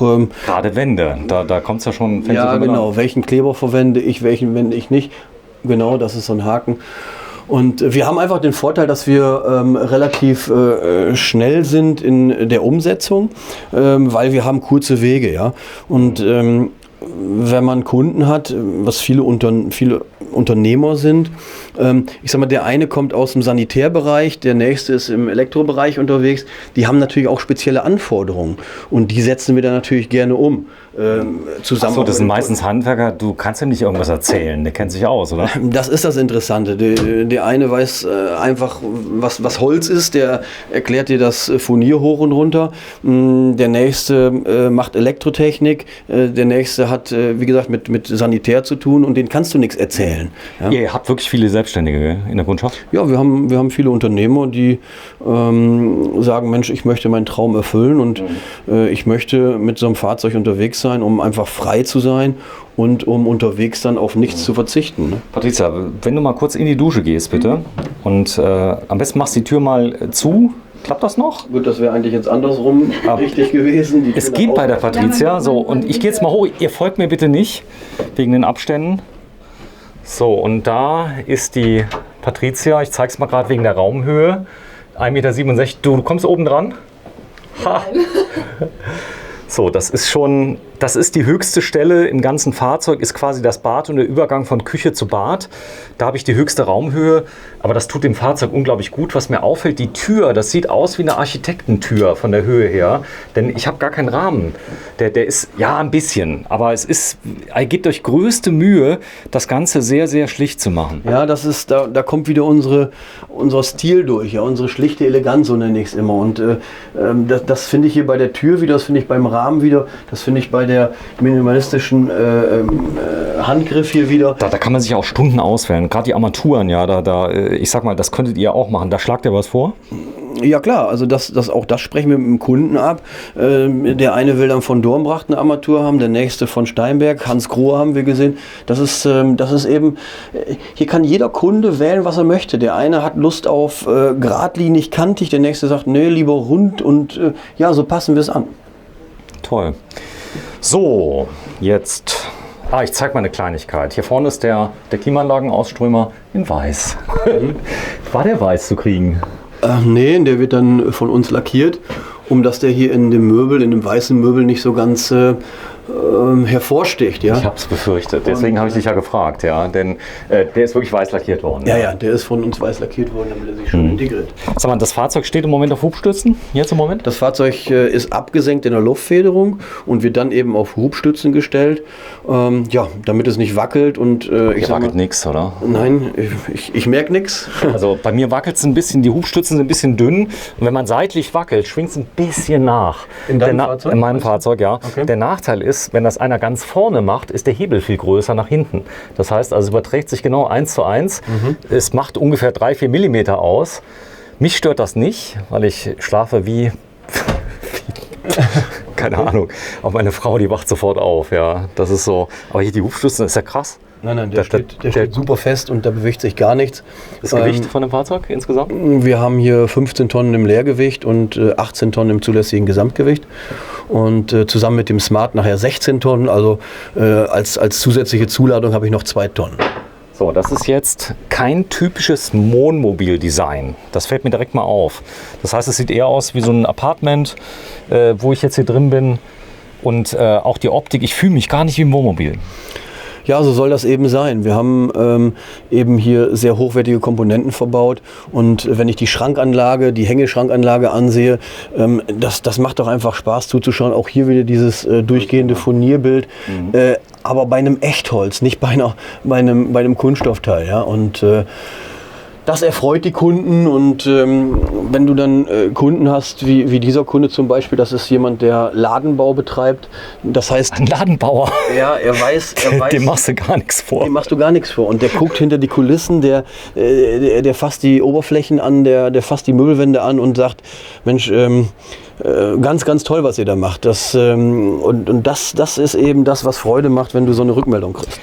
Wie hast du das denn gelöst mit der Klimaanlage hier, mit der Split-Klimaanlage, dass du hier eine andere Temperatur regeln kannst? Ist das über den Lüfter gelöst und Temperatursteuerung oder wie läuft das? Nein, also du hast 2 getrennte Anlagen. Du hast 2 getrennte, eine für den Schlafbereich und Bad? Genau, du hast hier oben hinter dir im Kleiderschrankbereich, im oberen Bereich, hast du einmal den Verdampfer, der hier hinten und im Bad eben runterkühlt. Ja. Und die zweite Anlage ist eben vorne im Wohnbereich, Verdampfer über den Hängeschränken und so habe ich 2 getrennte Anlagen mit jeweils Kompressor unterm Fahrzeug, Verdampfer im Fahrzeug. Okay, das heißt im Prinzip die Anlagen, so wie man sie kennt zu Hause, das sind diese Splitzanlagen, bloß halt versteckt und wahrscheinlich ganz anders. Aber sie funktionieren hervorragend. Ihr habt die getestet? Ja, klar, die haben wir getestet, die bauen wir halt selber schon seit mehreren Jahren. Auch da muss man sich natürlich reindenken und nach weiterentwickeln. Aber wir haben jetzt einen Stand erreicht, der wirklich super ist. Und das ist eben wie so eine industrielle Anlage von zu Hause, aber eben für ein Wohnmobil umgearbeitet, sodass wir es schön im Möbel integrieren können und vor allen Dingen auch, dass es technisch funktioniert. Ja, ich muss ja mal gucken, wie komme ich mit dem Stromhaushalt auch klar. Und das funktioniert hier super. Ja, der Schrank machen wir bitte auf. 2 Stück gibt es und noch jede Menge andere Schränke. Ich nehme an, dass die hier auf der Seite ein bisschen weniger tief sind. Ja, das sind jetzt die Hängeschränke, wo ich weiß nicht, ein T-Shirt reinlegen kann, Unterwäsche vielleicht. Ihr müsst keinen Vollkorpus machen, weil ihr ja diesen Teppich dahinter habt. Das ist echt gut gemacht. Sieht ganz edel aus. Mhm. Außerdem ist es so, dass er eben hinterlüftet ist, sodass ich eine Zirkulation habe. Ja, und da ist das nur eine Blende auf der Seite? Das sind an der Stelle nur Blenden. Das ist etwas, was meiner Meinung nach richtig ist, um nicht den Raum noch kleiner zu machen. Ja, ich kann jetzt natürlich diese Schränke vorziehen und auch noch 20, 30 Zentimeter tief bauen. würde mir hier im hinteren Bereich nicht gefallen, weil es vielleicht den Raum drückt. Ja? Und, Gut, es sind 2 Meter weniger hier bei dem Fahrzeug, 1,50 Meter? Wir haben 10,60 Meter, um genau zu sein. Das heißt, gegenüber dem 12 Meter, 1,40 Meter weniger, ja. Der Preis ist ja deutlich anders, schon mal knapp 500.000 weniger. Das muss man so sehen. Trotzdem, gemein ist, dass du mir zuerst das eine gezeigt hast und dann das andere. Das war dein Vorschlag. Wir wollten zuerst den 12 Meter. Wollten zuerst den 12 Meter, ja. Sag mal, die Qual der Wahl, wie geht man denn da vor? So, ist natürlich super eine Messe. Sag mal, die Leute, ist das Fahrzeug hier schon übergeben an den Ladenbauer? Nein, er wird... Heute ist Montag, richtig. Er kommt morgen und schaut sich das Fahrzeug hier an. Also er hat es so komplett noch nicht gesehen. Kann sich das heute Abend schon angucken. Genau, kann sich das heute Abend schon mal... Oh, das ist natürlich... ich möchte eigentlich sein Gesicht sehen, wenn er das Fahrzeug sieht. Also wäre das gut, wenn er das nicht schon irgendwo vorher sieht. Aber ich könnte mir vorstellen, dass er YouTube nicht jetzt direkt schauen wird heute Abend. Ja. Nee, ist das morgen früh da. Ah, okay. Weil wir hatten den Break eben hinten bei der Garage. Okay. Ich muss noch einmal schneiden. Ja. Also wir werden eins machen, ich stelle es ein auf geplant, wann, 10 Uhr? Ja, ich weiß nicht, wann er aufläuft, aber ich denke schon, dass er nicht morgen früh direkt schauen wird. Aber da möchte ich echt sein Gesicht sehen. Er kennt es nicht, fertig. Er kennt das Auto nicht, er war zwischendrin während der Bauphase natürlich da. Achso, er kennt es nur im CAD, wie es aussieht, oder? Im CAD kennt er es, er kennt verschiedene Steps in der Bauphase, heißt den Rohbau hat er gesehen, die Lackierung hat er schon gesehen, aber so das komplett fertige Fahrzeug hat er noch nicht gesehen und das ist natürlich das Aha-Erlebnis nachher. Aha. Aha. Stell dir mal vor, du hättest das Objekt jetzt hier geplant vor rund 1,5 Jahren? Ja, genau. Müsste ich jetzt überlegen, aber es ist ca. 18 Monate her, ja. 18 Monate hättest du gebraucht. Und du wirst morgen hier vorbeikommen und kriegst das Ding und sagst dem Besitzer, hör mal zu, wir haben ein Video erstellt, 1 Stunde und 30 Minuten über dein Fahrzeug, was eins der schönsten Wohnmobile ist in ganz Europa. Vielleicht sogar auf der ganzen Welt. Weil ihr habt eins geschafft. Ihr habt mich jetzt begeistert, weil ich bin ja schon ein bisschen älter, ich bin 52, bin noch nicht so der ganz cremeweiße Typ, ja, aber mit diesem Eiche plus Weiß plus ist der Hammer. Das heißt, ihr habt eine Symbiose geschaffen aus Gemütlichkeit und Moderne. Das ist eben das, worauf man echt aufpassen muss. Wenn du jetzt dieses Fahrzeug komplett in Eiche gebaut hättest, das heißt auch den Korpus in Eiche gebaut hättest, wird das lange nicht so wirken, wie es jetzt hier rüberkommt. Und konsequenterweise ist der Korpus hier in Schleiflack weiß und Klappen und Türen eben in dieser Asteiche. Ja. Das ist der Korpus, richtig? Das außen. ist der Korpus, genau. Und die Klappen und Türen sind eben in dieser Asteiche. Und das macht jetzt diese Spannung aus, dass diese Kombination aus diesem Weiß mit dieser Eiche. Und jetzt kommt's. Angenommen, du würdest nach 10 Jahren sagen, mein Gott nochmal, ich könnte mir auch dunkelrote Klappen vorstellen oder gar silberne. Dann nimmst du alle Klappen raus, alle Türen raus, lackierst die in dunkelrot oder in silber und du hast ein ganz anderes Auto. Also mit relativ wenig Aufwand. Das ist einfach... Eiche war mal so verpönt, ja. Und das war so schade, dass sie weg war. Gut, sie war auch Eiche, rustikal, dunkel. Das hier ist jetzt Natur. Ihr habt das nur geölt oder was habt ihr denn gemacht? Nein, das ist... es sieht so aus wie geölt und gewachst. Das ist aber lackiert. Echt? Mit einem speziellen Effekt. Genau den wollten wir erreichen, dass die Klappe eben aussieht wie geölt und gewachst. Aber wir müssen natürlich einen gewissen Schutz haben. Das heißt, Fühlt sich wie an? Mach mal bitte. Das fühlt sich an wie echtes Holz. Ja, ich wollte gerade sagen, wie echtes Holz. Ja, das nennt sich Naturholzeffekt. Ja? Und das wollten wir eben genau erreichen, aber wollten es auch schützen. Das heißt, wenn der Kunde ein Rotweinglas auf den Tisch stellt, muss es möglich sein, diesen Rand auch noch abzuputzen. Ja? Das geht normalerweise gar nicht. Das heißt also, wenn ich jetzt öle, habe Rotwein, ich habe selber Eiche bei mir auf der Dono. Kennst du die? Rolf-Benz Dono? Ja. Die hat außenrum, haben wir Eiche massiv gemacht. Das kannst du abschleifen. Das kriegst du aber nie wieder raus. Siehst du, und das ist das Schöne hier. Das brauchst du nicht abschleifen. Du kannst es einfach abputzen durch diese Beschichtung. Schnell abputzen oder habe ich Zeit? Nein, ich habe Zeit. Es ist wie ein Lack. Es ist ein Lack drauf. Also der Rotwein würde eher antrocknen als einziehen. Also du kannst von mir aus 3 Tage warten. Aber ihr habt es geschafft. Ihr habt das geschafft, einen Lack zu produzieren, der aussieht wie geölt und bei einem echten Holz. Ja, genau. Das war eben die Idee, dass wir gesagt haben, Mensch, so soll es aussehen. Wie können wir die Oberfläche schützen? Und die Belastbarkeit hier, wie dick ist denn da hier das Furnier ungefähr bei dem Tisch? Das ist jetzt hier 2 mm. Ja, schon ordentlich. Und das ist schon für ein Furnier sehr ordentlich. Ja. Und ich zeig mal gerade so kleine Details hier. Das ist ja jetzt hier furniert, ja. Aber das ist eine Massivholzkante. das ist massiv. Oh, ich dachte schon. Das ist eine Massivholzkante Dankeschön. mit noch Furnierschicht. Ich habe gedacht, ihr hättet die Möglichkeit auch das zu faken, ja. Aber das habt ihr einfach mal, ist ja viel einfacher. Das wollen wir nicht faken, das wollen wir so darstellen. Und ja, ich finde, sieht schon nett aus. Schichtholz, ja, klasse. Also ich bin ganz begeistert. Gut, 1 Million. Das ist natürlich das, was viele dann runterschreiben werden. Kommen wir noch mal ganz kurz auf das Thema, wer kauft so ein Auto? Wir haben eben noch mal kurz darüber gesprochen, das ist jetzt ein Unternehmer. Das sind aber Leute, die teilweise nicht nur 8 Stunden gearbeitet haben am Tag, oder?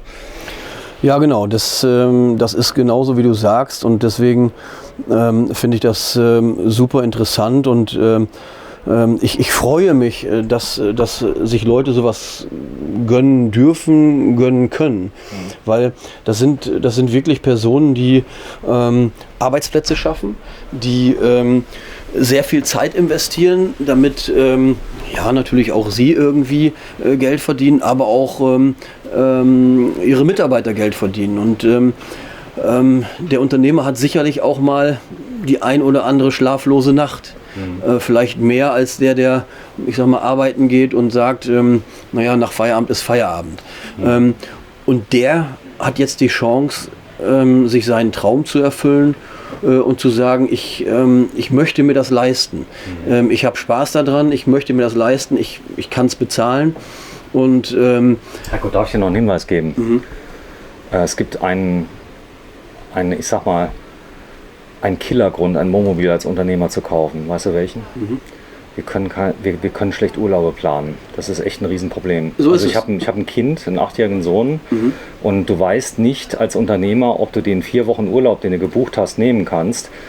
So dass wir teilweise, ist jetzt kein Scherz, also du hast eins gesagt eben, Patricia, was ist das Wertvollste auf der Welt? Urlaub. Ja, Das ist also eines der wertvollsten Sachen, das stimmt. Zeit zu haben. Ja, Zeit für sich und Zeit für auch die Familie oder auch Freunde. Und es war jetzt so, dass wir gestartet sind, das war jetzt auf die Zeit von Corona, wir sind losgefahren und haben eine Filmreise gemacht, sind gestartet, und als wir losgefahren sind, wussten wir nicht wohin. Wir wussten auch nicht, wann wir genau zurückkommen. So, und das geht bei einer Pauschalreise überhaupt nicht. ja, genau. Und das lässt eben die Möglichkeit dann zu, dass der Unternehmer sagt, habe ich jetzt 4 Wochen oder muss ich vielleicht doch eine Woche eher zurück, weil irgendwie im Betrieb was los ist, wo ich gefordert bin, dann fährt er zurück. Oder auch am Wochenende sagt er, Mensch, der Termin am Freitag ist abgesagt, lass uns Freitag schon losfahren. Montag habe ich auch noch frei, wir machen Freitag bis Montag. So spontan kann ich kein Hotel buchen, weil die alle reserviert werden müssen im Vorfeld. Das schaffe ich so gar nicht. Ja? Tiere, Hunde, ein ganz großes Problem. Nächstes Thema, absolut frei. Ob jemand sagt, ich habe hier 2 Hunde da drin oder nur einen oder gar keinen, das ist alles frei möglich. Und ich habe mein Zuhause, ich habe meine Matratze dabei, wo ich weiß, ich schlafe gut. Und viele Unternehmer erzählen mir auch davon, dass sie, wenn sie geschäftsmäßig unterwegs sind, viel im Hotel unterwegs sind, das Problem haben, wenn ich jetzt in der Freizeit im Urlaub auch noch im Hotel bin und morgens aufwache, dann weiß ich gar nicht, ich gucke unter die Decke und sage, oh, was ist denn jetzt Geschäft oder ist Freizeit? Ich bin erstmal irritiert. Hier weiß ich im Wohnmobil, das ist meins, ich bin zu Hause, ich fühle mich wohl und das ist meins. Es ist alles in Ordnung, es ist Freizeit. Ja, das Einzige, was mir nicht gefällt, ist, es ist so ordentlich hier, dass ich überhaupt keine Lust hätte, eine Unterhose oder ein paar Strümpfe hier liegen zu lassen oder irgendwas. Es ist, ich kann mir das überhaupt nicht unordentlich vorstellen. Wenn du bei mir ins Wohnmobil kommst, also ich räume das immer auf, wenn ich alleine bin, dann stehen da die Ladegeräte auf dem Tisch, da sind da die, und ich werde eins machen heute Abend, das verspreche ich dir. Wenn ich ins Wohnmobil komme, ich räume es jetzt erstmal richtig auf, ja. Okay. Weil ich glaube, dann sieht das viel schöner aus, wie es jetzt im Moment aussieht. Ja gut, es wäre schlimm, wenn wir jetzt hier auf der Messe eine Unterhose irgendwo auf dem Boden... Nein, das meine ich jetzt nicht. Das kann ja nicht sein. Nein, ich sag dir nur, weil das hier ist ja jetzt so der Möbelhaus-Effekt, ja. Ich meine, hier steht nichts rum mit allen drum und dran. Ich habe ganz viele Wohnmobile gefilmt, die sehen immer so aus, ja. Aber es gibt ja auch Leute, bitte. Aber vielleicht ist es auch so, dass dieser aufgeräumte Charakter, den wir hier haben, dieser schlichte Stil, den wir hier haben, vielleicht auch den Kunden animiert, das so durchzuziehen und auch seine Unterhose wegzuräumen. Ich lasse das mal so stehen. Wir gehen mal raus, machen die Abmoderation. Und du weißt aber, was ich meine. Also wenn man sich so ein bisschen gehen lässt, du gehst am besten mal vor. Ja. Draußen warten viele Leute, wollen sehen. Patricia, hat dir gefallen? Die Maske? Denkt die Maske? Ja, also war super, super interessant, super schön. Ich weiß nicht, ich war ja schon sprachlos von dem, was wir vorhin gedreht hatten. Du fandest aber auch die Knaus ganz toll. Ja, ich weiß. Ich finde hier irgendwie Weinsberg toll. Ja, ich weiß. Also ich glaube, den Kastenwagen toll. Ja, ich gebe es zu. Ich werde hier, glaube ich, nichts finden, was ich nicht toll finde. So, du hast aber eins gemerkt, Camping kann man ganz klein beginnen, mit ganz wenig Geld. Man kann aber auch seinen Traum erfüllen, wie dieses Haus hier auf Rädern. Ja. Es ist alles möglich. Ein kleines Detail, schieb mal gerade hier diesen Stuhl ein bisschen nach links. Drehen wir nach links. Warte, ich mach's gerade. Hier ist nämlich ein kleines Detail, hier steht ein Schirm. Und sie haben tatsächlich den Schirmhalter noch designt. Und der ist genau da, wo man ihn erwartet, nämlich in der Tür. Da ist der Schirm, guckt euch das an. So, wir kommen raus.